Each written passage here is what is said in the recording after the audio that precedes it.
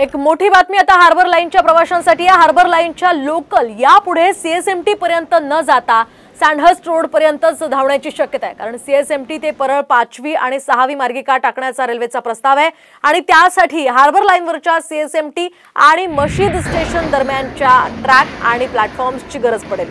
त्यामुळे harbour line Sandhurst road स्थानकामध्ये थांबवण्याचा प्रस्ताव आहे।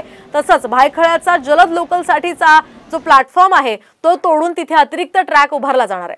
त्यामुळे सीएसएमटी ते दादर दरम्यानचा जलद लोकलचा थांबा सुद्धा रद्द होईल। सीएसएमटी परळ 5वी 6वी मार्गिका टाकण्याचा प्रस्ताव आहे। त्यासाठी भायखळा इथल्या जलद लोकलचा थांबा रद्द करून ट्रॅक टाकणार। पुढे भायखळा ते स्टँडहर्ट रोड दरम्यान वाडी बंदर लाईनचा वापर करणार। स्टँडहर्ट रोड ते सीएसएमटी हा सर्वात महत्त्वाचा टप्पा आहे, कारण या भागामध्ये रेल्वेकडे जमीन नसल्यानं भूसंपादनाची गरज आहे। त्याला पर्याय म्हणून हार्बर लाईनचा वापर केला जाऊ शकतो।